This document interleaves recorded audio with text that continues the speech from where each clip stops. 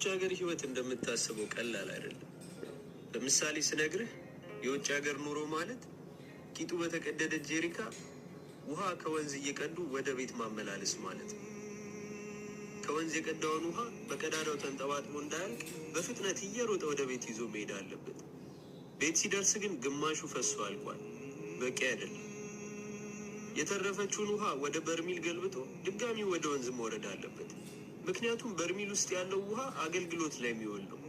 ይህ ማለት ቤት ኪራይ፣ ምግብ፣ ቤተሰብ፣ ልብስ፣ የተለያዩ ወጪዎች። ድጋሚ ወደ ወንዝ ይሮጣል። እንደ ቅድሙ ግማሹ ፈሶ ግማሽ ይዞ ይመለሳል። በርሚል ውስጥ የነበረው ውሃ በተለያዩ ምክንያቶች ወጥቶ አልቋል። ያመጣትን ገልብጦ ድጋሚ ይሮጣል። አየህ፣ ሩጫው ማቆሚያ የለውም። በርሚሉም ሞልቶ አይሞላም። ቀዳዳው ማንጠባጠቡን አያቆምም። በእሱ መመላለስ ውስጥ ያለውን ድካምም አስብ። ስለዚህ ወረተኛ ሆኖ ወይም ረስቶ አይደለም።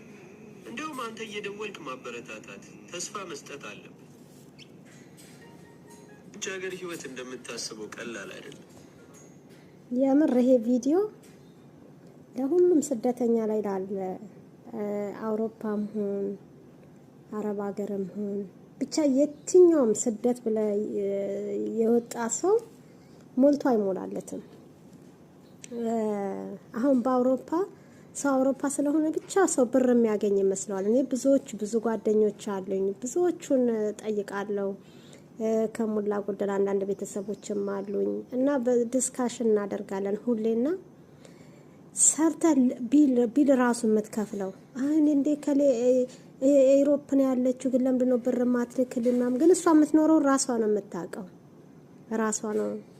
እዛ ያለችው ሴትዮ ወይ እዛ ያለው ወንድማችን ወይ እዛ ያለው እህታችን ነው የምናውቀውና የእውነት በጣም ይከብዳል።